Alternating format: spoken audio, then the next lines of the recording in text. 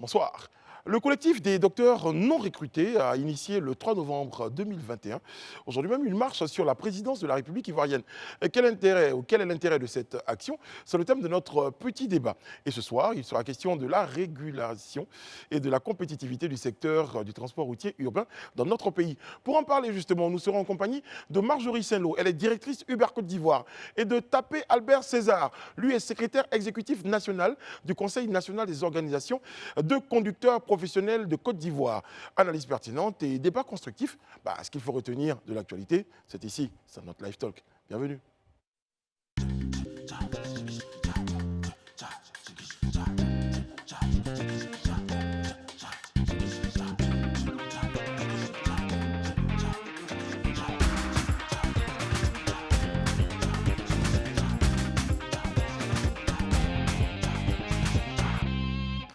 Oyez, oyez, avec beaucoup de plaisir, nous vous retrouvons, et c'est l'acte 3 de notre rendez-vous ce soir.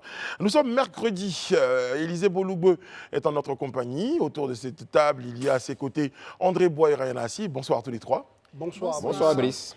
C'est bien, j'aime bien, je recherchais ce cœur-là, je n'avais pas entendu. Eh bien, ce soir, nous allons aborder donc, la question dans notre petit débat. Eh bien, on le sait, le collectif des docteurs Awa, et elle va le comprendre, voilà, non recrutés, a initié donc aujourd'hui une marche sur la présidence de la République avec pour objectif, je le disais, de remettre en main propre ces doléances au président de la République.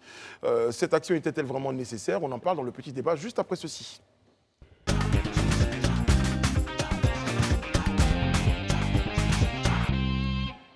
Vous avez dû remarquer qu'il y a un roi qui s'est glissé dans les propos. Vous avez compris un jour. Bon, alors, déjà, l'opportunité de la marche, André Bois, selon vous? L'opportunité, je dis que c'est un droit constitutionnel. Donc, je pense que toutes les entités qui ont envie d'attirer l'attention du gouvernement ou de l'État peuvent initier des marches. Après, c'est assez encadré, ça s'inscrit, je vais me répéter, dans un cadre précis. Il faut informer l'État pour qu'on prenne les mesures nécessaires, parce que pour deux raisons. C'est que vous-même, vous pouvez, dans la colère, commettre des dégâts ou d'autres personnes peuvent vous attaquer. Donc, quand c'est comme ça, il faut que l'État encadre tout ça. Mais bon, est-ce que c'est ce qui a été fait? Une chose est sûre, la marche, elle était opportune parce que, voilà, ils ont le droit de marcher. À la base, une marche pacifique, Élisée Boloubeu, à la base, une marche pacifique sur la présidence, et puis, au final, des arrestations. Oui, mais quand tu dis à la base une marche pacifique, c'est comme si après la marche a pris une allure plutôt, disons, plutôt peut-être violente. Non, elle n'a pas été... Une marche pacifique, mais à la clé, il y a des arrestations. Oui, non. C'est factuel. Oui, non, je suis d'avis. En fait, ce que je vais juste faire comprendre peut-être à nos téléspectateurs pour qu'ils soient aussi au même niveau d'information que nous, il n'y a pas eu de violence en tant que telle. C'est-à-dire qu'il n'y a pas eu d'acte de vandalisme. Non, pas du tout. Seulement qu'ils ont dû faire une marche, certainement. Comme je le dis, la police a dû interrompre cette marche-là parce qu'elle estimait qu'elle n'a pas fait l'objet d'un accord ou d'une autorisation. Selon le porte-parole du gouvernement, eh bien, il a fait mention d'une marche et d'une manifestation illégale. C'est ce que je dis, voilà. Donc, ça n'a pas fait l'objet d'une autorisation au préalable. Donc, sur cette base-là, la force reste à la loi. Donc, il était important quand même que les forces de police, parce que la marche, on est tous unanimes d'environ combien de, disons, ils sont 3000 docteurs qui se plaignent, mais certainement, ils n'étaient pas 3000 à la marche, mais c'était un nombre quand même important. Forcément, ça va obstruer la circulation, ça va engendrer quelques désagréments. Donc, force restant à la loi, la police devait d'intervenir pour permettre voilà, de réguler la circulation et tout ce qui va avec. Seulement, comme je le note, aussi avec André, c'est un droit constitutionnel, mais en même temps que c'est un droit constitutionnel, cela aussi exige un certain nombre de procédures, de dispositions à prendre, notamment informer les autorités, avoir l'accord des autorités pour qu'elles soient encadrées comme il se doit. Si le gouvernement estime qu'elle est illégale, ça veut dire certainement que ces procédures-là n'ont pas été respectées. Et donc, comme je le dis, force restant à la loi, la police devait de pouvoir mettre thème à cette marche-là. On dit merci à Dieu de ce qu'il n'y a pas eu de violence. Il n'y a pas eu de perte en vie humaine. C'est vrai qu'il y a eu quelques interpellations. Mais je crois que les choses vont rentrer dans l'ordre dans la mesure où, quand on écoute le communiqué du porte-parole du gouvernement qui dit que le ministre d'Enseignement supérieur va recevoir cette docteur-là le vendredi 5, c'est dit quelque part que, quoi qu'elle soit illégale, elle a quand même apporté des fruits. Parce que là, aujourd'hui, ils ont un interlocuteur crédible et le gouvernement a décidé de prendre le dossier en main. Mais André, il y a toujours cet interlocuteur-là. Ce n'est pas que le dialogue avait été rompu. Non, mais il y avait toujours... Oui, il y avait toujours cet interlocuteur, pardon, permets-moi de te couper. Sauf que les docteurs en question ont un objectif. Pour eux, il faut qu'il y ait un décret qui permettent qu'on les recrute. Et ils pensent que cette étape-là dépasse, on va dire, les compétences du ministre. Donc, ils ont voulu attirer directement l'attention du chef de l'État. Donc, c'est une, j'allais dire, une démarche de leur part. Maintenant, le gouvernement ramène ces docteurs-là au ministre de l'Enseignement C'est totalement supérieur. légitime de leur part, hein, notamment. Je m'aligne totalement avec ce que vous avez dit concernant donc, le fait que ce soit un vrai droit. Mais aujourd'hui, on a l'impression que c'est un peu une tendance. À chaque fois qu'on veut revendiquer quelque chose, on se lève, on marche, sous le terme marche pacifique. Mais en réalité, même une marche pacifique est encadrée, comme vous l'avez souligné, suit une certaine procédure, une certaine validation, un encadrement sécuritaire qui est mis donc, à disposition, même pour la sécurité même des personnes qui revendiquent certains droits. Donc, c'est le lieu de rappeler quand même que la marche pacifique n'est pas seulement le fait de venir sur un lieu public et de manifester quelque chose. Encore que cette marche-là ne se déroule pas, je ne sais pas... Dans un endroit quelconque. Dans un endroit quelconque, mais sur il y a la un itinéraire précis, la présidence de la République. C'est un endroit hautement sensible. Tout à fait. Alors, je pense que Sachant qu'en plus, l'objectif, aujourd'hui, c'était vraiment il y avait d'attirer un conseil des l'attention. ministres, donc quand même, vous comprenez que c'est quand même sensible, c'est la République même.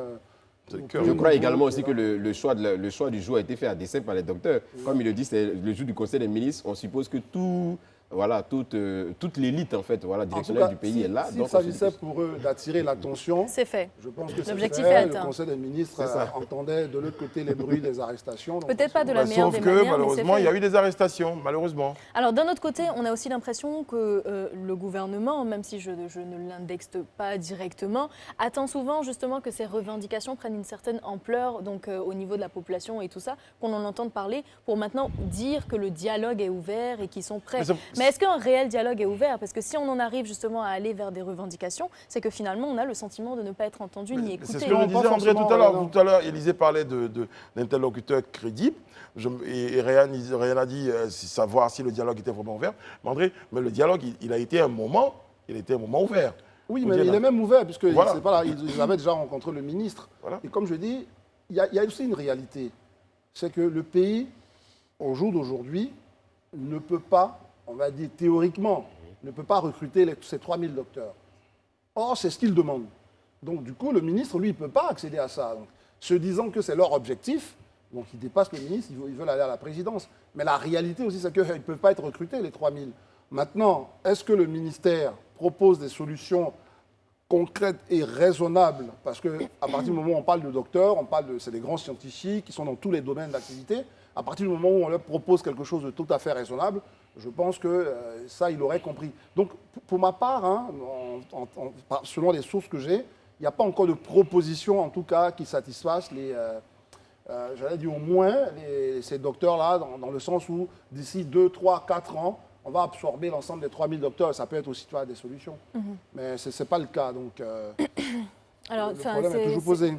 Quand tu dis qu'on ne peut pas justement recruter ces 3000 docteurs, je l'entends, mais quand même, il y a un certain besoin, notamment au niveau des universités, de recrutement d'enseignants, de ces docteurs. Quand on regarde un peu le ratio, hein, comme c'est mentionné, donc le ratio par enseignant dans nos universités est de plus de 50, certains l'estiment même à 75, donc étudiants par enseignant. Alors que ce qui est recommandé, c'est vraiment 25 étudiants par enseignant. Est-ce que la vraie question donc il y a un réel besoin. Il y a le besoin, mais c'est un besoin qui s'accompagne de moyens. Oui, Ces moyens sont-ils là? Mais c'est une volonté étatique. Je veux dire, le budget est mis à disposition justement pour l'enseignement supérieur. Ce que je soulève, c'est qu'il y a un réel paradoxe donc, entre ce qu'ils revendiquent et ce qu'on dit ne pas pouvoir faire. Parce que c'est un réel besoin. Ils sont là, on ne les prend pas. On se demande ce qui se passe réellement. Mais s'il suffisait juste de les prendre pour les mettre dans les universités, Mais c'est là où l'entente doit être faite. C'est là où l'entente doit être faite. Non, Ils ont un besoin, les étudiants également ont besoin. Oui, rien à ça.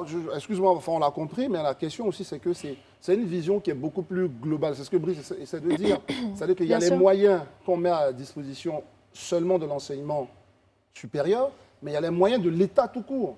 C'est-à-dire que est-ce qu'aujourd'hui, l'État peut se permettre d'avoir 3000 fonctionnaires qui seraient des enseignants dans son budget? Il n'a peut-être pas les moyens. Admettons que même... Ça se fait petit à petit aussi. C'est ce que je dis. Il faut sentir une certaine volonté. Voici pourquoi j'ai dit tout à l'heure que ce qui me paraît aussi peut-être pertinent à retenir là, c'est que quel type de solution on leur propose. Parce que eux, évidemment, ce que tout le monde souhaiterait, c'est que quand on sort de l'école, on a un diplôme tout de suite. Enfin, on a un travail tout de suite. Mais il y a aussi des réalités budgétaires, etc. La Côte d'Ivoire n'a pas les moyens. Et ça, c'est une réalité. Aujourd'hui, on a un budget qui avoisine les 10 000 milliards, mais ça ne peut pas couvrir tout ça. Alors là, c'est là où le ministère doit faire preuve d'ingéniosité. Je le dis, on a beaucoup plus d'universités privées que d'universités publiques. Qu'est-ce qui pose problème de signer une convention cadre avec les écoles privées? Surtout que je vous rappelle, pour être université privée, par exemple, là, on peut donner des exemples, on ne va pas citer de nom si vous voulez, mais toutes les universités privées que vous voyez en Côte d'Ivoire sont obligées d'avoir des docteurs dans le cas de leur dossier d'homologation. C'est-à-dire que s'ils n'ont pas de docteur et de professeurs, ils ne sont pas homologués comme université. Donc déjà, ça veut dire que c'est une piste. On peut dire désormais, ben, si vous voulez être université, ben, il faut avoir 100 docteurs. Ben, si vous avez 30 universités, bon, voyez-vous. Hein. Mais donc, Mais là André, aussi, le- tu est-ce vois que bien le problème que... pourrait- Tu vois bien... Une façon de dire que tout le monde voit le public. Non, mais ce que je veux dire, Alors c'est qu'on que peut tu aller vois aussi dans bien le qu'avec privé. ce mini-débat, donc ce petit débat, comme on l'appelle, tu arrives à trouver une piste de réflexion. Ce qu'on dit aujourd'hui, c'est qu'on n'a pas l'impression qu'on est sur des réelles pistes de réflexion qui vont justement Mais qu'est-ce que vous en à l'endroit savez, des très chère innovations. Rayana? Mais parce qu'on n'entend rien, il n'y a Non, mais pas de sur cet communication aspect- qui est faite. Mais- C'est bien bah, pour ça juste- qu'ils revendiquent Bah, et que la population Bah, ne sait rien. Mais si on doit juste limiter au fait que, par exemple, allons sur la base même des propositions que fait André, que des universités privées aient des docteurs en leur sein, mais aujourd'hui, nos enseignants à l'université, dans les universités publiques, sont ces mêmes enseignants-là qui enseignent dans les universités privées. Mais donc La ça résout le Ouais. ça résout le Donc, question. non, je viens. Ce que je veux dire, c'est quoi? Ça veut dire que eux, ils ne sont pas recrutés, ils ne sont même pas encore enseignants pour le moment. Alors qu'il y a d'autres DA qui exercent la fonction, qui sont même recrutés au public et Et au qui en privé. plus encore Bénéficier, donnent des, euh, voilà, au privé. Donc, quand tu dis, par exemple, qu'il faut que l'université privée te prouve qu'il a des docteurs en son sein, mais il te sort la liste de ces 5 ou bien de ces 6-là qui sont dans les universités publiques, qui donnent des coups chez eux. Donc, du coup, ça ne résout pas le problème même de ces enseignants. Peut-être que c'est d'aller un peu plus loin non, et non. de dire... Mais c'est une autre proposition. Attention, oui. Allez-y, terminez sur votre Voilà, proposition. C'est une c'est autre d'aller- proposition. Voilà, c'est d'aller plus loin. Vous allez parler comme à l'Assemblée nationale, c'est ça? C'est d'aller- De dire quoi, c'est ça? Non, c'est d'aller plus loin et de dire, par exemple, que ces enseignants qu'on doit avoir, ces docteurs qu'on doit avoir, ne doivent pas exercer forme de dans compatibilité. des universités publiques. Voilà, ça veut dire que peut-être on poursuit cette réforme-là et on la met. Non, et mais comme déjà, une- même, déjà, une non. exigence. Déjà, c'est là où ça, c'est très intéressant. La cohérence même, c'est que quand on est fonctionnaire, on n'a pas le droit d'exercer dans une université privée. Ça, c'est le principe. Tout à fait. Mais compte Dans tenu... la réalité. Oui, dans la réalité. Mais Rayana l'a autre dit chose. tout à l'heure, compte tenu des besoins. C'est ça, c'est-à-dire qu'aujourd'hui, on a 10 étudiants. Le public va en prendre, admettons, 3. Il reste 7. Oui. Ces 7-là, ils vont aller dans le privé. Mais il faut bien quelqu'un pour leur donner des cours. Bien sûr. Et donc, là, à ce moment-là, il se trouve que les enseignants qui sont déjà outillés sont dans le public. Donc, du coup, l'État Ouais, mais accepte si que l'État s'accommode de les cela. docteurs sont tout aussi outillés. Non, non, mais c'est Donc, ce que je dis, justement, non. Je parle de la situation ancienne. C'est Sauf ça. que là, maintenant, c'est comme si nous étions au ministère de l'Enseignement supérieur. La proposition, elle est là. C'est pour ça qu'elle est belle, ce qu'on est en train de dire. C'est ça. On dit désormais, à partir de 2022, tous les docteurs qui permettent d'homologuer les universités doivent être des titulaires de ces établissements. Par exemple. C'est ça. Voilà, il y a des pistes. Et après ça, bon, les docteurs même savent, il n'y a pas que l'enseignement. Ils peuvent être docteurs ailleurs, ils peuvent travailler dans les centres de Conseiller, recherche, dans les centres de Parce recherche que même, et autres, tout ça. les docteurs, enfin, si vous voulez, il y a 3 catégories. Si vous voulez. Ben, 2 globalement. Enseignants-chercheurs et chercheurs. Donc, c'est 2. Soit ils sont enseignants, chercheurs, soit ils sont juste chercheurs. Donc, ils peuvent aujourd'hui aller vers d'autres choses. Voilà, être de vrais, j'allais dire, apporter des choses à des organisations qui ont besoin Notamment les d'expertise. ministères. Mais même au-delà même des Non, ministères, des même, il y a plein ministères, des d'organisations qui ont besoin spécialisées même, d'expertise. oui, bien sûr. Par exemple, moi, en géographie comme ça, écoutez, si vous avez, vous travaillez, je prends une organisation non gouvernementale qui travaille dans le domaine de la sensibilisation sur, on va dire, la santé sexuelle et reproductive. Par exemple, vous pouvez avoir un docteur en géographie qui va vous faire une cartographie de la situation, vous montrer dans le pays, là où il y a un peu plus de jeunes filles nées l'année dernière, etc., là où on va accentuer notre message. Donc, ils ont les outils pour Et ça. là, il y a la question, qui va les payer? Mais les organisations en question, parce Mais bien qu'en sûr, général, bien ces sûr. organisations ont des accords avec l'État. Bien sûr. Vous savez, par exemple, non, Brice, si l'État vous dit, moi, je vous finance, parce qu'en réalité, c'est ça. Une université privée est financée par l'État. Comment? À travers l'étudiant que l'État envoie. L'État, moi, je suis prêt à vous envoyer 100 étudiants. Mais derrière, je vous recommande, De recruter 6 enseignants. il faut qu'il y ait 6 enseignants. Bon, vous, votre université, ça en quoi? Moi, j'ai un droit en temps, en technologie. Bon, OK. Voici, il y a des profils d'enseignants, ben, il faut les recruter. Par exemple, enfin, il y a plusieurs pistes. Mais Et puis quand on On parle parlait du de budget, Permettez-moi de vous proposer un élément. Hein, c'est une réponse du gouvernement. Donc, on va regarder ça en quelques secondes et on revient sur le plateau. Les manifestations se font dans un cadre légal et toute manifestation qui n'est pas légale, eh bien, la force revient à la loi. J'ai dit ici que le dialogue était ouvert. J'ai dit ici que le ministre de l'Enseignement supérieur et de la Recherche scientifique a prévu les recevoir le vendredi 5, à moins d'avoir d'autres intentions inavouées. Quand on vous tend une pareille perche pour discuter, vous la saisissez. Les chauffeurs de taxi ont saisi cette perche et un compromis a pu être trouvé. Mais ils sont chauffeurs de taxi, pas doctorants. Bon, ouais, Bon, ça, c'est un lapsus oui. aussi, hein, l'histoire du doctorant. le doctorant. Ben, ils sont docteurs, ils ont soutenu, on leur a donné le diplôme. Et non, enfin, quelque part aussi, on entend que le gouvernement veut nous faire comprendre que sur ces différents fronts sociaux-là, La négociation il essaie permet de trouver des négocier, solutions. permet de C'est ça. trouver des Le solutions. président sur ces différents fonds Voilà, sociaux. donc trouver des solutions. Et puis, il y a un autre débat qu'on devrait avoir. En fait, là, la Côte d'Ivoire a désormais 7 universités physiques et Public. non, physiques, publiques, C'est ça, public. et puis c'est une ça. université virtuelle. C'est ça. Sauf qu'il y a eu un choix. On décide par exemple de faire de l'université de Mans On ou de thématise. San Pedro, de thématiser cette université. C'est ça.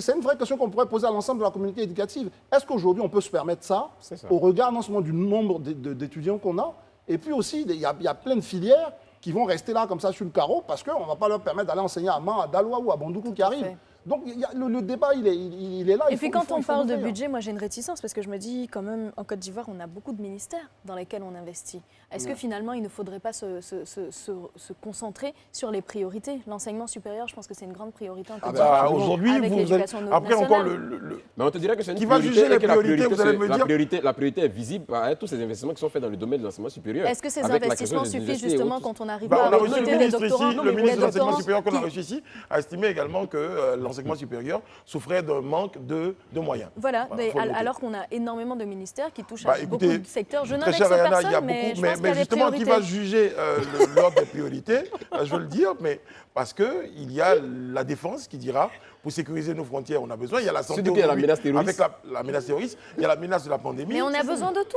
Bah on a oui. besoin de tout. Mais on part avec des L'école- priorités. Donc il pour avoir des classifie ses bases priorités, c'est ce qu'il solides. dit en fait. Non, mais là, pour le coup, je rejoins Ariana. Mais écoutez, les amis, celui qui classifie, c'est pour ça qu'on vote des gens. Exactement. C'est-à-dire qu'on vote un président de la Qui République connaissent nos priorités et à nos la besoins. différence d'un autre, parce qu'il fixe des priorités. Et il faut que les priorités, au final, puissent Répondre aux aspirations permettre, de la voilà, population. plus de répondre aux Mais aspirations. quand vous avez des Est-ce priorités sur qu'aujourd'hui- l'enseignement supérieur, que vous avez par exemple une pandémie qui vous surprend, ou vous avez une attaque terroriste qui vous surprend, est-ce que Mais vous la avez le temps de... santé, la sécurité, l'éducation, tout ça, ce sont des priorités justement.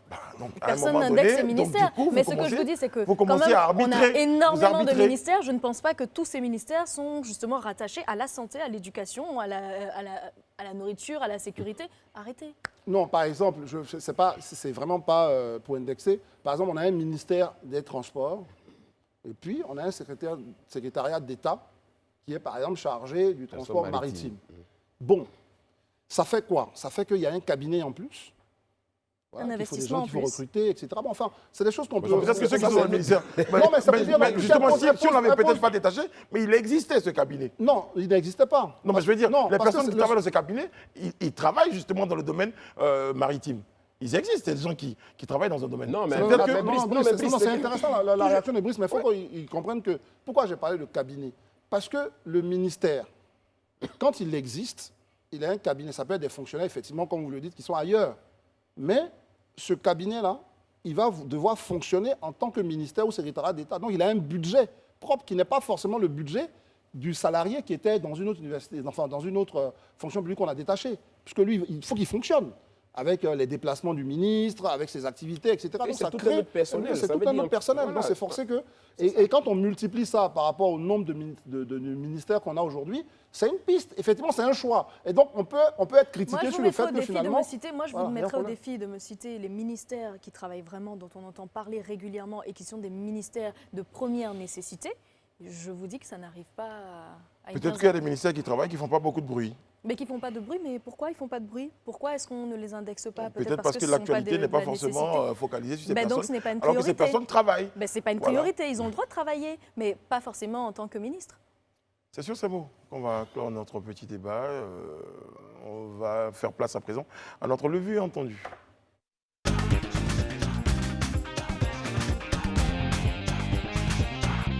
Allez, sortons de ces questions de politique nationale, de budget et d'arrestation pour parler de quelque chose Un peu De plus plus frais. fair play. Voilà, de plus fair play. Exactement, je vous le concède. Éliminatoire 2022 aujourd'hui. Notre lu-vu entendu parle de football. Eh bien, il nous vient du quotidien sportif Super Sport dans sa livraison du mercredi 3 novembre 2021. Éliminatoire mondial 2022. Éliminatoire mondial 2022. Pour le match de la mort contre les éléphants, le Cameroun retient 27 lions. Pour la première fois, je fais un commentaire sur ce plateau. C'est pas ce qui nous fait peur. Voilà. Oh non, mais après ce journal-là, c'est un journal sportif, donc je pense qu'ils sont en train de préparer un peu les esprits à ce match retour qui est un peu le Côte d'Ivoire-Cameroun, donc. Côte d'Ivoire-Cameroun, qui est un peu le match de la mort, parce que les deux équipes se tiennent, il me semble, à 1 point. C'est ça. Et donc, C'est quoi, André, c'est quoi les enjeux? Faut dire que si la Côte d'Ivoire remporte ce match, qu'est-ce qui se passe? Si elle perd ce match, qu'est-ce qui se passe? il me semble que la Côte d'Ivoire a 2 matchs. C'est ça. Et donc, la Côte d'Ivoire avait Cameroun battu également. le Cameroun également. La Côte d'Ivoire avait battu le Cameroun, donc a une avance sur le Cameroun en nombre de points. Je crois qu'après, on a dû faire un match nul quelque part. C'est ça. Donc, en nombre de points, on a 1 point On a d'avance. 10 points. La Alors, Côte la d'Ivoire est Côte d'Ivoire première a avec 10 10 points, points et et le plus Cameroun 5. Et suit puis le- avec 9 points. Avec 9 points. Exactement. Donc, ce qui va se passer, c'est que si on perd ce match, on n'a plus notre destin en main, en réalité. Parce que pour qu'on soit qualifié, il faut que le Cameroun aille perdre son dernier match. Alors que, étant donné Son qu'on est avant-dernier match. devant le Cameroun, on gagne ce match, ben on a notre destin en On a main. une Ça, il ne sécurité. faudra pas perdre, parce que bon, mais en tout cas, on met le Cameroun au moins à 4 points, et donc à ce moment-là, on s'en fout de perdre le dernier match ou pas. Non, Où on joue, c'est le dernier match. Oui, c'est le dernier match. Le Le dernier Cameroun, en match, fait, c'est le d'accord. dernier match. Le C'est dernier c'est match, ce que je donc dis. C'est vrai que le journal a mis l'accent sur le match Côte d'Ivoire-Cameroun parce qu'on sait que tout, c'est ce qu'on est considéré un peu comme la finale Oh, il de y a cette 2 matchs. poule-là.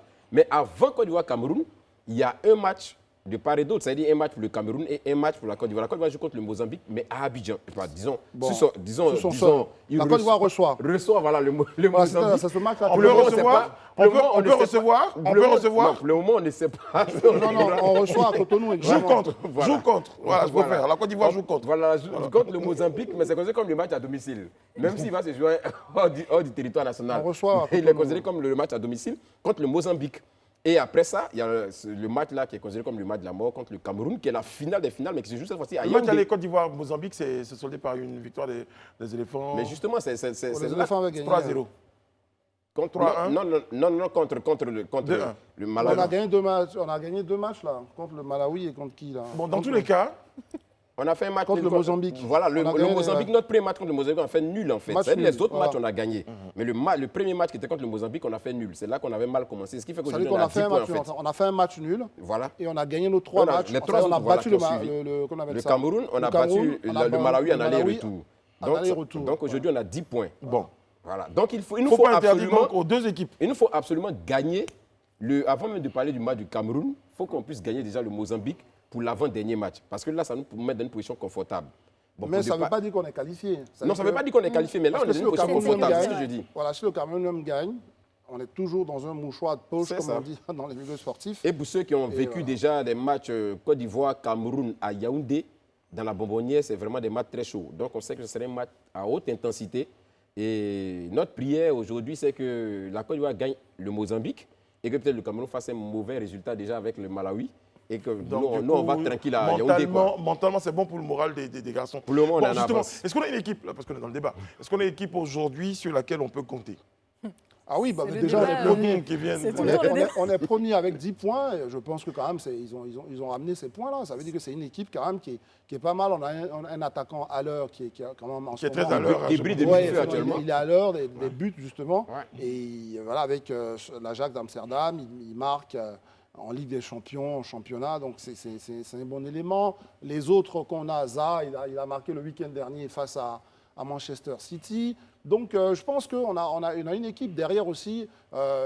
Eric Bailly Qui a fait un gros match a fait hier un en gros match Champions League. hier en Champions League. Donc, on a des éléments pour, il ne serait-ce que passer ces 2 étapes-là. Maintenant, après, ça reste un derby. Côte d'Ivoire-Cameroun, c'est des matchs. C'est ça. Ce qui joue au final, c'est, on va dire, c'est Le l'émotion, c'est le mental. Et donc, il faut qu'on l'ait sur le dernier match. Très bien. En tout cas, toutes nos bonnes pensées, nos prières et notre soutien accompagnent les éléphants de Côte d'Ivoire.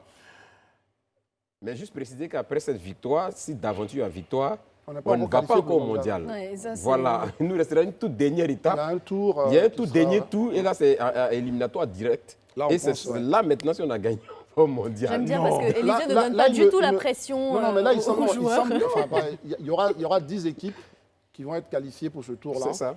Les Et, premiers de chaque après, poule, après, ces équipes vont se croiser. Et deux par deux, et le vainqueur de chaque match. représentera l'Afrique et donc sera C'est parmi ça, les 5 cinq premiers dont on donc parle. seront qualifiés pour le mondial. Connaissez la chanson Éléphant, battez-vous là-bas. Ne bougez pas, on revient après une pause.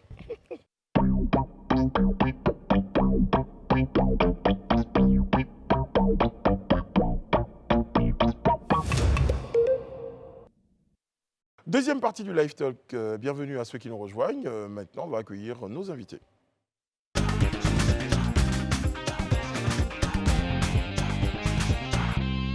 Marjorie Saint-Lô, elle est directrice Uber Côte d'Ivoire, et Monsieur Tapé Albert César, c'est cela, je prononce bien, secrétaire exécutif national du Conseil national des organisations de conducteurs professionnels de Côte d'Ivoire.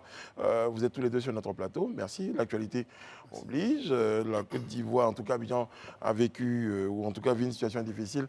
En tout cas, le monde du transport des personnes a souffert.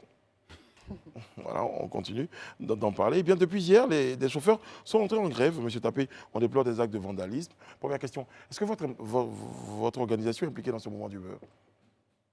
Oui, merci bien. Vous revendiquez une centaine de... On a 122 syndicats de base. Ouais. Et le synopsis que je représente aujourd'hui, c'est le Conseil national des conducteurs professionnels de Côte d'Ivoire. Et c'est une fêtière et dont les syndicats de taxi-compteurs sont membres. Et donc, comme vous l'avez dit tout à l'heure, qu'il y avait eu des actes de vandalisme hier et aujourd'hui, effectivement, quand le mot d'ordre de grève a été lancé, la journée de lundi, ça a été levé. Et comme toute chose, certainement que l'information n'est pas arrivée à la base, et les gens sont proposés. Mais le lendemain matin, nous avons envoyé l'équipe sur le terrain pour vraiment faire passer le message.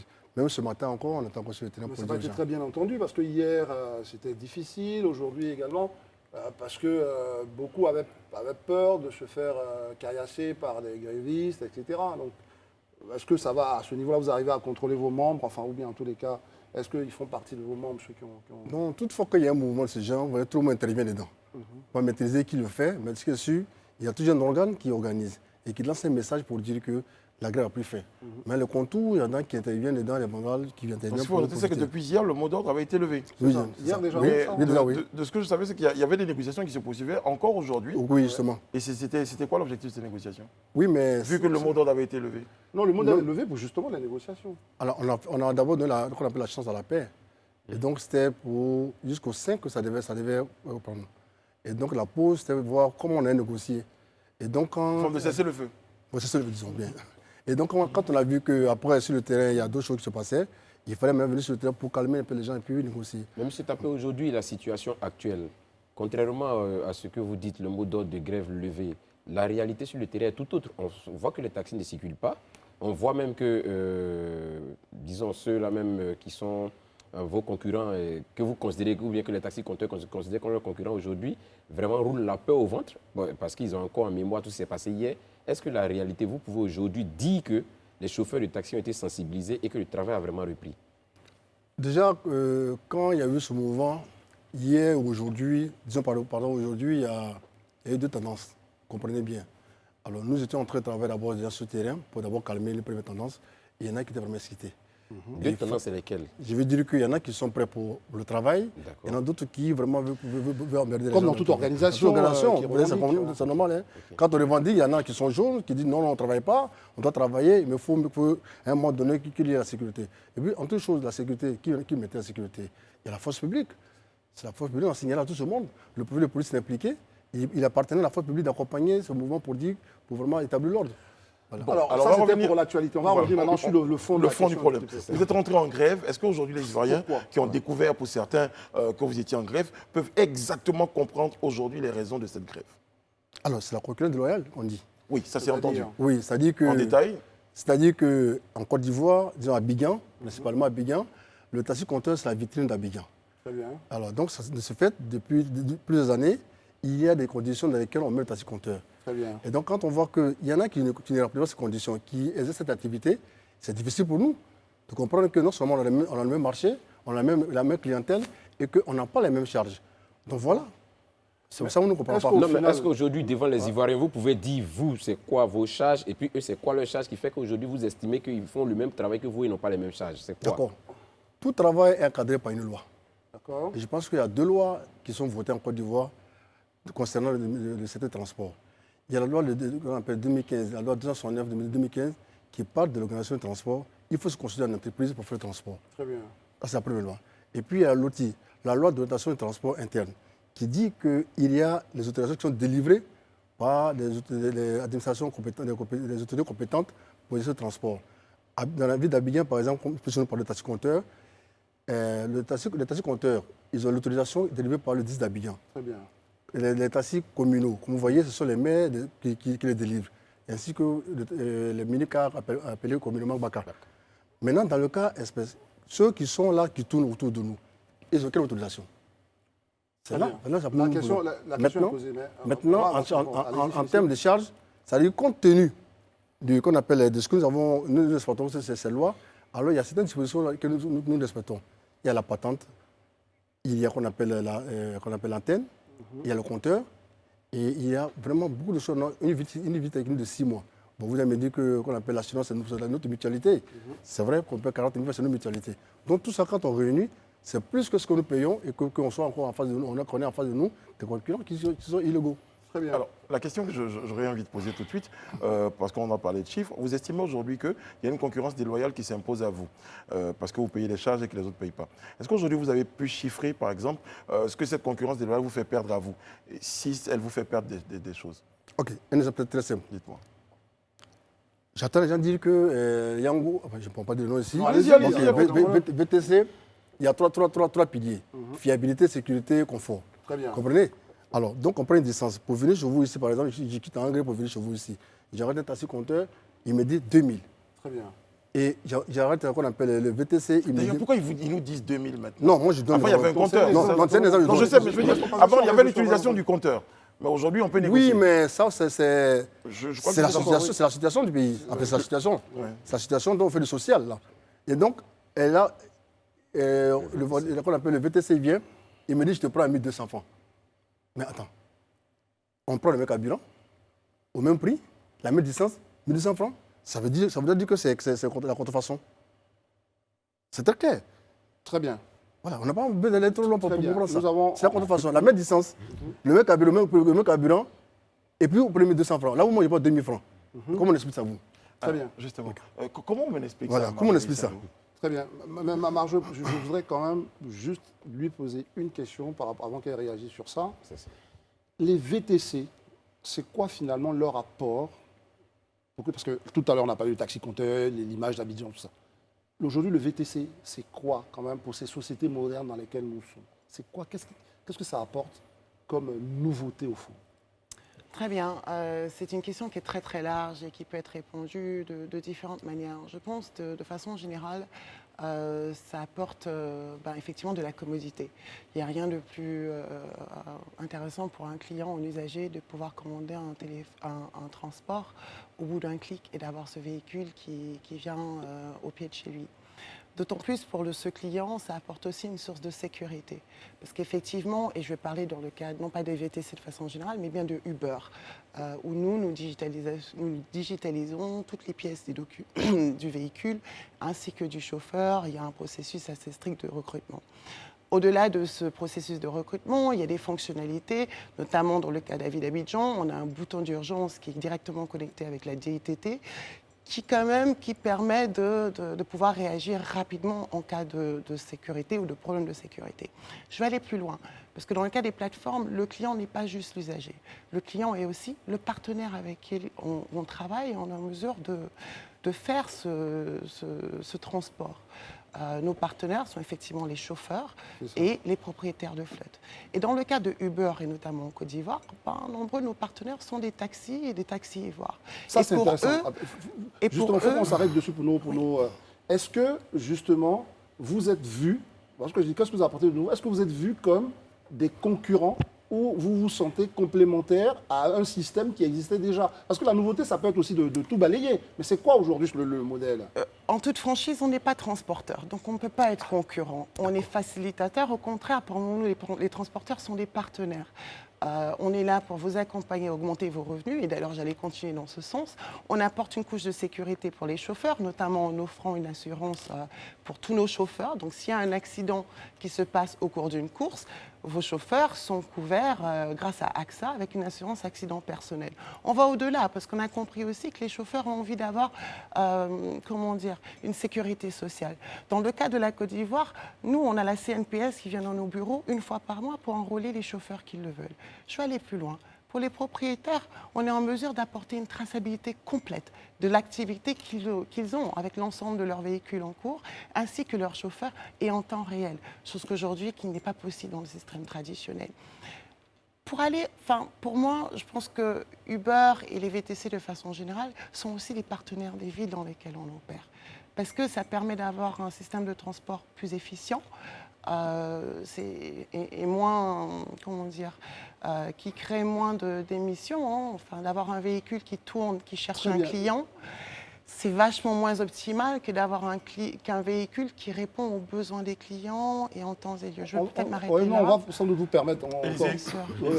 Élisée, Ok. pardon. D'accord. Moi, je voudrais m'adresser à madame qui fait Uber. On sait, par exemple, que la situation aujourd'hui qui conduit à la grève et tout ça, elle n'est pas inédite. On a l'exemple de certains pays, notamment des pays occidentaux, C'est ça. où il y a eu ces conflits-là entre Uber et taxi. Vous, quand vous venez avec une nouveauté, avec ce que vous pouvez appeler une révolution dans le transport, pourquoi vous n'avez pas songé à anticiper? Parce que j'estime que si ça a eu des impacts négatifs dans d'autres pays, ça vous aurait servi certainement d'indice pour voir comment anticiper pour ne pas qu'on se retrouve dans cette situation. Franchement, je suis heureuse que vous me posiez cette question. Nous, on a lancé, dans un mois, ça va faire 2 ans qu'on a lancé notre activité en Côte d'Ivoire. Et avant même de lancer cette activité-là, on a fait près d'1 an et demi de discussions avec le gouvernement pour justement éviter ce genre de choses.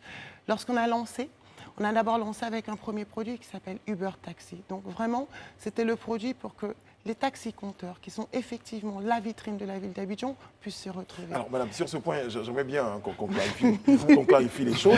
Aujourd'hui, parce que de ce qu'on a eu l'habitude, ce qu'on a pensé entendre depuis un moment, c'est qu'il y a les taxi-compteurs et puis il y a Uber. C'est ça. Alors Ça, qu'en oui. général, Non, Uber ne pas, utilise des effectivement, parce que taxi-compteurs. là, on a bien entendu madame, et par rapport à nous-mêmes, notre propre expérience, il y a beaucoup de taxis qui sont dans le système VTC. Alors, tout à l'heure, madame dit que les transporteurs sont partenaires de Uber. Vous avez vu que depuis 2014, le Fonds de développement de transport routier a injecté les véhicules qu'on appelle émergents Ouais. C'est ça. dans le système.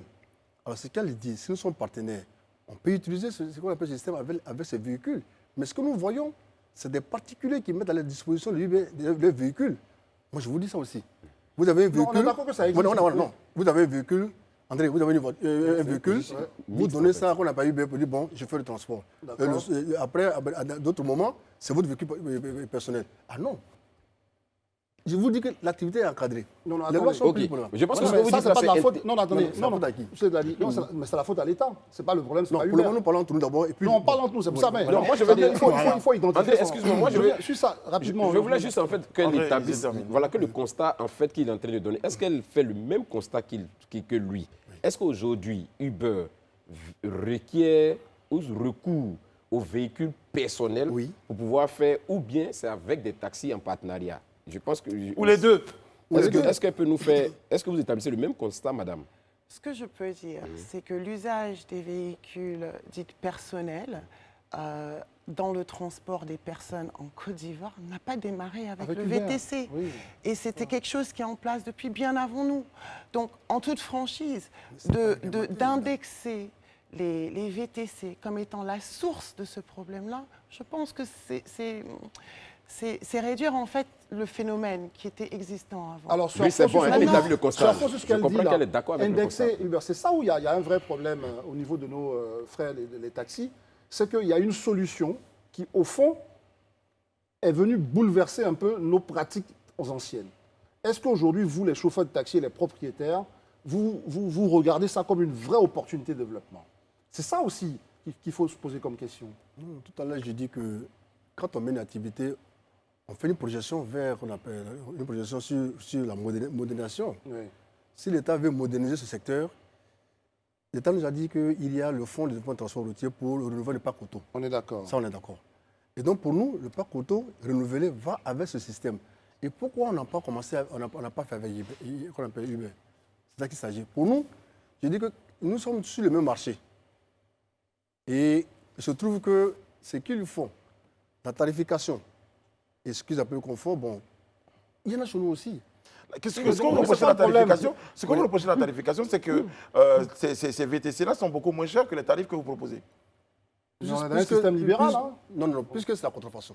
Tout à l'heure, je vais donner Non, mais quand c'est la contrefaçon, on ne peut parler de contrefaçon que lorsqu'on est en dehors de la légalité. Mais quand on écoute madame à l'entendre, depuis la mise sur pied même derrière de ce système a fait l'objet d'une discussion avec les pouvoirs publics pendant 1 année et demie environ, avant que le pouvoir ne soit... Donc, ils sont dans la légalité. Donc, dans cet instant, vous ne pouvez pas parler de contrefaçon, à mon avis, en fait. Tout à l'heure, quand j'intervenais, j'ai fait citation de 2 lois. C'est ça. Vous comprenez? Oui. Donc, madame, elle a développé son entreprise. Très bien. C'est encadré par quelle loi? Non, mais On attendez. on discute à l'État, c'est pas le ça. pouvoir. C'est ça. Le pouvoir dit, OK, pour que vous travaillez, vous avez des charges, voici la loi vous accompagne. C'est ça. Je vous dis, il y a 2 lois qui encadrent l'activité de transport en Côte d'Ivoire. Il faut que tu aies une autorisation de transport pour que tu aies une carte de transporteur. Vous comprenez? Deuxième élément, dans le district d'Abidjan, il y a les autorisations qui sont délivrées par le district d'Abidjan pour les taxis-compteurs et les maires, les différents maires délivrent les autorisations aux taxis communaux.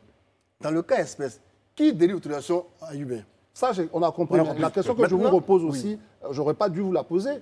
Ça veut dire que même l'État doit aussi sans doute revoir son logiciel. Parce que je vous ai dit tout à l'heure, il y a un nouveau mode. Et Élisée l'a si bien rappelé, qui vient même d'ailleurs. On a vu, ça s'est passé en Europe, etc. Donc ça veut dire qu'à un certain moment, cette loi-là, soit on l'a fait évoluer, mais il y a quelque chose qui doit évoluer qui ne dépend pas seulement des VTC. Ça dépend aussi de l'État parce qu'il y a un nouveau microcosme qui est en train d'exploser. C'est ça que je vais vous faire comprendre. Et est-ce que vous, à votre niveau, vous sentez que c'est une opportunité? Et ça, vraiment, il faut qu'on nous répondiez là-dessus. Oui, on est d'accord qu'effectivement, il faut qu'on change d'habitude. On est d'accord en tant que on appelle transport urbain, on doit changer d'habitude. Et c'est en ce sens-là qu'on s'inscrit, qu'on appelle dans le renouveau de parc auto. Mais maintenant, ce qui fait nous là, c'est ce qu'on dit. Ceux qui y rentrent, qui nous bloquent un peu. On est d'accord qu'effectivement, ce qui vient, nous-mêmes, le train urbain qui vient, il y a le métro.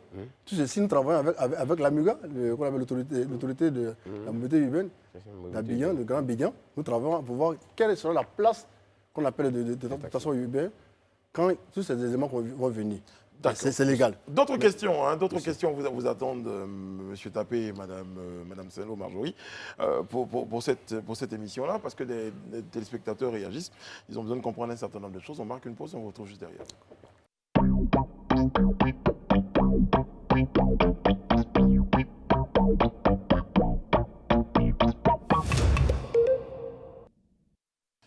Nous sommes de retour sur le plateau du Live Talk. Vous nous regardez sur les canaux 206 du Bourg Canal+, et numéro 6 de la TNT. En notre compagnie ce soir, pour notre séquence invitée, Marjorie Saint-Lô, elle est directrice Uber Côte d'Ivoire. Et M. Tapé Albert César, lui est secrétaire exécutif national du Conseil national des organisations de conducteurs professionnels de Côte d'Ivoire. Alors, M. Tapé, je vais me tourner vers vous. Tout à l'heure, vous exprimiez donc vos réserves concernant l'activité que vous aviez jugée illégale, parce que certainement, je prends un exemple, vous disiez tout à l'heure, sur les tarifs, quelqu'un appliquerait des tarifs de 1500 francs CFA alors que ceux que vous considérez comme concurrents vont faire ça à 1000 francs. Vous estimez que c'est déloyal peut-être parce que vous avez utilisé un terme tout à l'heure que je ne vais pas répéter. Mais nous, on a envie de dire, si l'usager aujourd'hui décide d'avoir un véhicule qui lui propose des conditions de traçabilité, des conditions de sécurité, des véhicules neufs, il a le droit de choisir à moindre coût. Parce qu'on se rend compte également que certains chauffeurs de taxi font des tarifs. Ce n'est pas qu'aujourd'hui, de l'aéroport à Live TV, on fait 1500 francs, mais il y a des chauffeurs de taxi qui nous proposent le même tarif à 2500. Est-ce qu'il en manque chez nous? C'est à la tête du client souvent que ça se fait. Il ne manque pas chez nous. Ce que nous disons, s'ils ont les mêmes conditions de travail que nous, les mêmes charges que nous, alors qu'ils le fassent. Mais entre vous-même qui avez les mêmes conditions de travail, les mêmes les mêmes charges, vous appliquez des tarifs différents souvent à la tête du client. Aéroport, Live TV, 2500. Aéroport, Live TV, 3500 pour certains clients. Alors qu'aujourd'hui, tous ceux qui utilisent la même application ont le même tarif, par exemple. Nous, on fait du social. On le reconnaît, mais on fait du social. S'ils sont reconnus qu'ils font du social, c'est aussi bon. C'est pourquoi on est en train de dire qu'il y a la loi qui encadre l'activité. Maintenant, si vous dites que vous négociez entre nous, ça vous travaillez au noir. Dans d'autres travail, c'est comme ça. Mais il y a toujours la loi qui est au-dessus. Maintenant, ce qu'il faut, ils ne sont pas dans la loi et ils mettent l'activité comme nous. Okay, mais vous dites qu'ils ne sont pas dans la loi. Pourquoi vous dites qu'ils ne sont pas dans la loi? Non, j'ai dit tout à l'heure, demandez à madame de nous donner quelle loi qui couvre l'activité. Moi, j'avais dit quelque chose. J'ai dit voilà. Peut-être avant qu'elle ne réponde à votre question, il y a une réalité, c'est que les plateformes de VTC ne sont pas des compagnies de transport. Peut-être que c'est là aussi que vous faites la confusion. Attention, c'est-à-dire que si on doit parler de quelqu'un qui ne respecte pas, ça c'est d'abord mon avis, mais elle va répondre là-dessus. Si on doit parler de quelqu'un qui ne respecte pas la loi, c'est sans doute un conducteur ou quelqu'un qui se lève, il prend son véhicule. Parce que quand un taxi vient, il dit, moi je veux m'inscrire sur une plateforme. Est-ce que ça, aujourd'hui, en réponse au dialogue avec vos partenaires, est-ce que vous entendez ça? Est-ce qu'à un moment, ils vous reprochent de prendre des gens qui ne respectent pas la loi? Est-ce que ça, vous pensez que ça relève d'une certaine façon de votre responsabilité sociale? Responsabilité sociale. En tout cas, ce que je vais dire, c'est j'entends et je peux entendre toutes les revendications qui se font du secteur, qui, comme je l'ai expliqué tout à l'heure, découlent de bien avant l'arrivée du VTC en Côte d'Ivoire. Ce que je peux aussi dire, c'est que nous opérons dans le cadre réglementaire. Nous avons une autorisation d'exercice qui a été livrée par le ministre du Transport et c'est dans ce contexte-là que nous opérons. Nous avons d'abord lancé 2 événements, on a eu la 2e édition cette année, où le ministre du Transport était présent. Et il a justement clôturé cet événement-là, il s'est fait représenter au début de l'événement et il a annoncé justement les évolutions du cadre qui sont nécessaires face à ces nouveaux usages qui sont en place. Donc nous sommes tous dans l'attente, tout comme vous, de voir évoluer ce cadre pour que nous tous nous puissions travailler. Alors, bien comprendre, ça veut dire que vous n'avez peut-être pas de loi qui encadre, mais vous avez des autorisations émanant du ministère, par exemple. Le ministère des Transports. Maintenant, madame, moi j'ai une préoccupation, si vous me permettez bien. Monsieur Tapé a évoqué une situation qui quand même nous amène à réfléchir, vu que eux, c'est sur la base en fait de leur charge qu'ils fixent des tarifs. Oui. Vous fixez des tarifs en fonction certainement des paramètres que vous maîtrisez. Est-ce qu'aujourd'hui, vous pouvez nous dire exactement le modèle économique sur lequel vous fonctionnez, de sorte que pour une distance qui est estimée peut-être à 2000 ou 3000 par les taxis-compteurs, vous le fassiez à 2500? Est-ce qu'on peut avoir une clarté sur la question du modèle économique? C'est une excellente question. Je vais encore parler pour le compte de Uber. Notre structure de coût ou de prix, devrais-je dire, est constituée de 2 éléments. Un tarif au kilomètre et un tarif au temps, donc les minutes écoulées. Et d'ailleurs, quand on regarde les tarifs qui sont appliqués dans le compteur, on s'en rapproche. Donc effectivement, dans le modèle Uber, on prend en compte les structures de coûts qui sont exercées localement, notamment le coût du fuel, etc., dans la fixation du tarif au kilomètre et surtout du temps. Je pense que ce qui est réel, c'est que c'est plus efficient. Enfin, ce calcul de tarif, il est fait par un algorithme et non pas par quelqu'un sur l'anticipation de ce qu'il va trouver comme embouteillage sur la route. Donc c'est un calcul qui est fait de façon efficiente. Je peux vous partager le tarif. Je pense que sur, vous avez dit. Oui, je peux vous partager en tout cas sur Uber Taxi par exemple. Prenons ça par exemple. Je pense que sur le compteur, il faut me corriger, on est à 160 francs le kilomètre. Sur Uber Taxi, on est à 200 francs le kilomètre. Sur le compteur.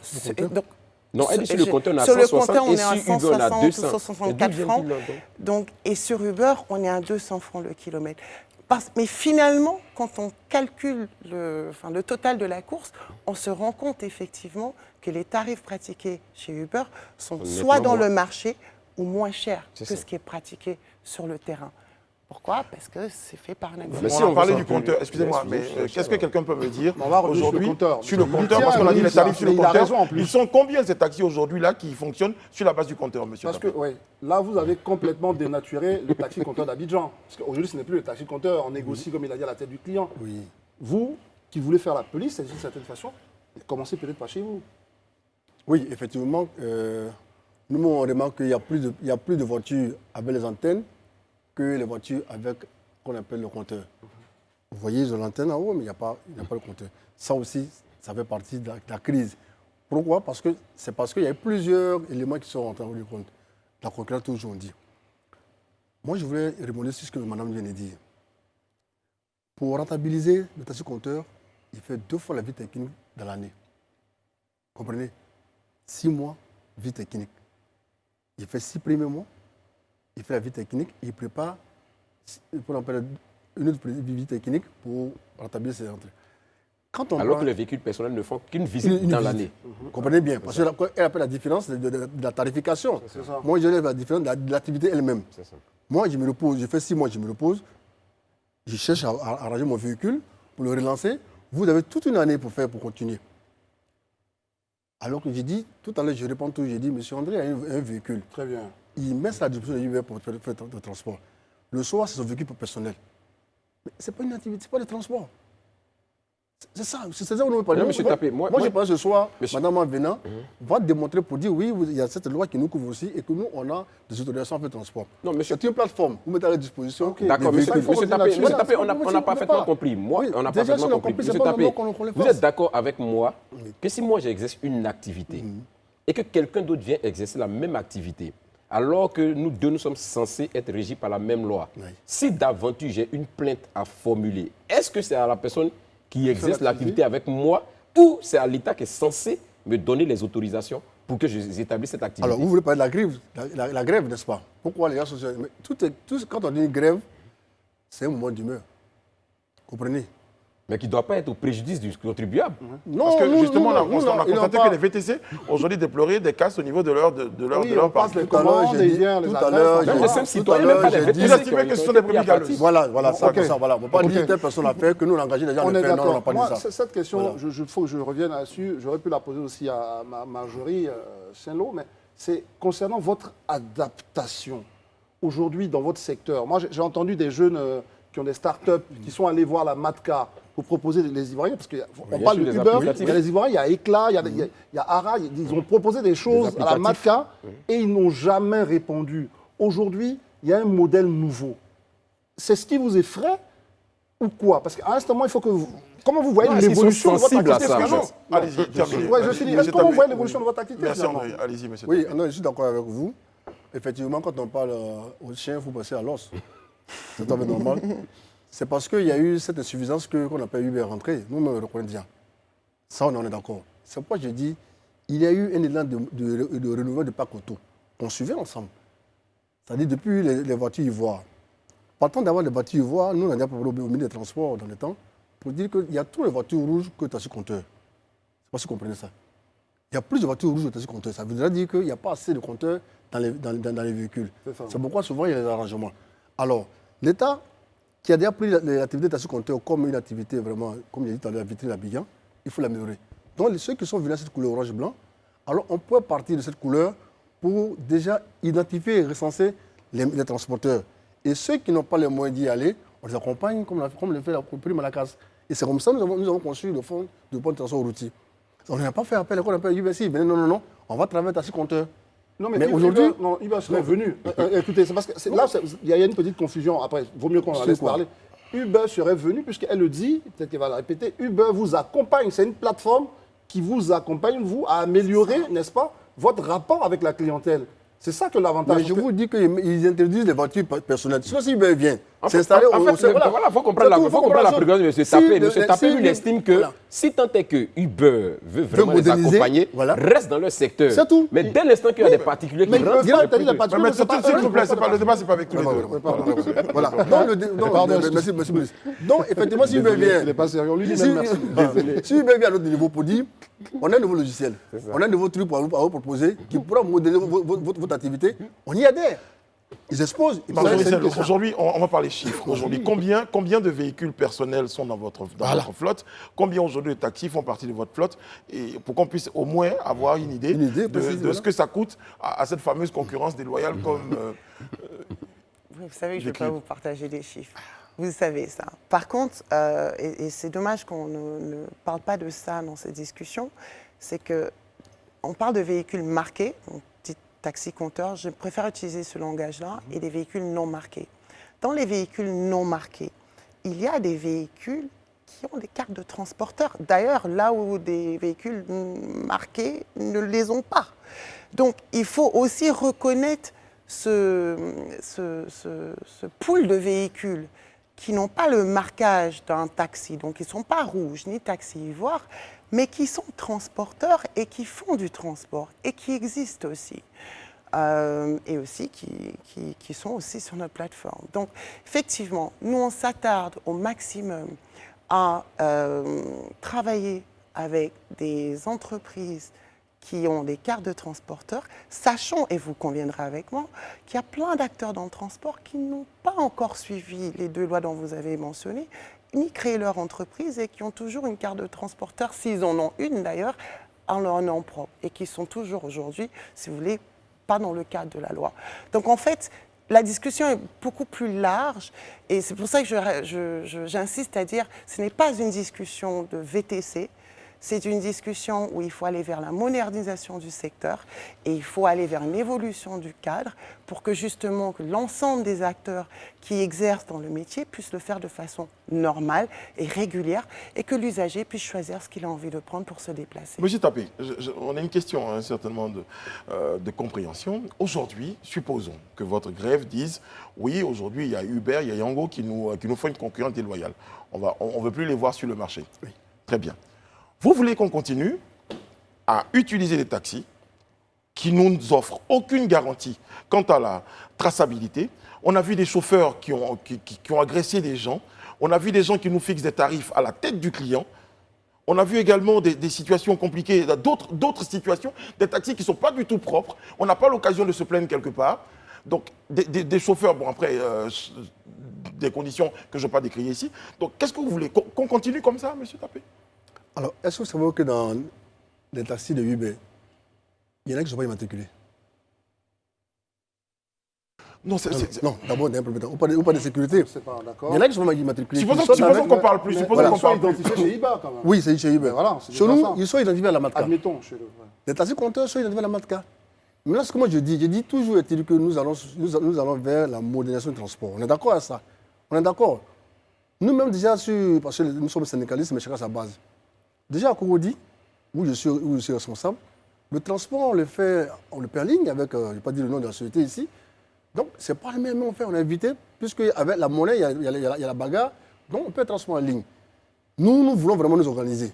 On s'organise, on ne doit pas nous Vous dites, organiser. nous allons vers la modernisation. Nous souhaitons moderniser, mais on est encore dans cette situation. Ça nous bloque. Oui. Et quand on voit déjà qu'il y a un élément qui bloque à l'intérieur, on dit, Si Brice permet, juste, on va bon. revenir peut-être à cette affaire de l'État. Vous dites ça vous bloque, ça vous bloque. Revenons au fait que vous devez convaincre l'État de revoir le système pour que l'ensemble des acteurs puissent mieux s'exprimer. Est-ce qu'aujourd'hui, au sortir de cette discussion, vous n'êtes pas allé vous focaliser sur des opérateurs qui viennent avec une modernisation, au lieu d'aider l'État en lui faisant des propositions justement pour permettre au secteur d'être viable? Je veux renchérir ce qu'André dit. Est-ce que c'est ce que vous avez fait? Moi, je veux renchérir vraiment sur ce qu'André dit pour qu'il puisse répondre une bonne fois pour toutes. Aujourd'hui, quels ont été les échanges avec Qu'est-ce que le vous avez dit ministère avec l'État? et quelles Qu'est-ce sont que les vous avez conclusions à ce jour? D'abord, l'État a dit que... Qu'est-ce que vous avez dit à l'État déjà? On a dit à l'État que ceux qui veulent faire ce transport-là, qui rentrent en conformité avec la loi. Les deux lois que je viens de citer tout à l'heure. Pour nous, on sait très bien que si Uber fait les mêmes choses que nous, c'est sûr qu'ils vont multiplier le tarif. C'est clair. Parce que c'est parce qu'ils ne supportent pas les conditions. C'est pourquoi vous voyez que c'est moins cher. Et qu'est-ce que l'État a répondu? Je crois qu'ils ont dit de leur laisser le temps pour discuter. Comme tout à l'heure, madame a dit que déjà on leur avait des autorisations, ça fait normal qu'ils décident pour voir dans quelle mesure pour les faire. Nous, c'est pas les attaches. Bon, si nous devons faire tous la même activité, qu'on nous décharge. Si on est déchargé, alors tout le monde s'est lancé. Maintenant, moi, le problème n'est pas à ce niveau de l'État. Je dis très bien, c'est Uber est une organisation. Uber ou Yango. Voilà, Uber Yango, disons, ce système dont on parle aujourd'hui, le système dont on parle aujourd'hui, c'est un bon système. Il y a déjà une base. Donc, on va à la base pour dire, bon, ok, voilà ce qu'on nous propose. Et on va éviter des véhicules qu'on appelle sans couleur. Il y a déjà une couleur, c'est identifié. Alors, pourquoi on n'est pas travaillé? C'est un partenariat. Taxi compteur, Uber, voilà comment on travaille. Est-ce que vous voyez? C'est tracé, puisqu'ils sont identifiés, et ils restent dans les ordres, c'est fini. Vous allez voir qu'à Abidjan ici, on va éliminer les véhicules qui sont vraiment sales, on les enlève. C'est ce que je voulais dire. Est-ce qu'avec ce système, on pourra élever le standard et le maintenir comme ce que nous offre aujourd'hui? Cette vitrine dont vous parliez en Oui, début justement, mais Non, attendez. Votre propre système ne le permet pas. Je pense qu'aujourd'hui, les plateformes, avec leurs comment vous appelez, leurs critères, Les permettent exigences. quand même leurs exigences d'avoir des véhicules. André, est-ce que vous savez qu'avant, le taxi compteur était suivi par la police? Quand vous êtes un taxi compteur, vous n'avez pas mis les voyants, on vous arrête. Avant, ici à Abidjan, bon, il fallait que vous soyez encore plus jeune. Ici à Abidjan, quand vous êtes dans un taxi compteur, que vous n'avez pas eu de C'est voyants, même pas qu'Abidjan, même en France, même dans d'autres pays. Bon, moi, je ne suis pas d'abord la Côte d'Ivoire. Là, comment ça a Oui. commencé à Côte d'Ivoire ici, en Côte d'Ivoire ici. Et donc, c'est comme ça a commencé. Et après, on peut relancer toujours. Nous, on dit c'est une bonne opportunité. Moi, personnellement, j'ai dit c'est une bonne opportunité. J'en prends souvent. Hein. C'est une bonne opportunité pour remarquer, pour faire la différence. Donc, quand vous venez vers nous, pour nous, c'est un partenariat. Il ne faut pas vous mettre vraiment. Tout à l'heure, on a dit on n'est pas transporteur. Mais si tu n'es pas transporteur, tu fais le transport. Le transport est réservé aux transporteurs. Non, mais Mais le la transport, c'est un secteur vaste. mais quel Non, est le le transport, c'est un secteur vaste. Il y a plusieurs acteurs. Celui qui vient avec son Il y a véhicule. plusieurs Il n'est pas acteurs. vaste. S'il est vaste, c'est qu'il y a le transport routier, il y a le transport aérien, il y a le transport de ci, il y a Monsieur le vaste. Papé, celui Voilà. qui vient avec son véhicule, c'est lui qui est transporteur, ce n'est pas la plateforme qui est transporteur. Ah, mais c'est Parce que les véhicules n'appartiennent pas à la Mais c'est plateforme. pas normal qu'on injecte des véhicules personnels dans une plateforme de transport. Non, C'est pas normal. on n'a pas dit que c'est normal. On vous dit juste qu'il y a des choses qui sont en train de changer. Oui. Peut-être que ce n'est pas juste sur le fait que... vous savez, elle a dit, et on n'a pas suffisamment relevé, à Abidjan ici, on appelait ça les taxis banalisés. Oui. Vous savez, ça existait. Ça veut dire que l'État même doit se rendre compte qu'il y a un vrai besoin. Et c'est ce que tout le monde doit regarder pour voir comment on transforme tout ça.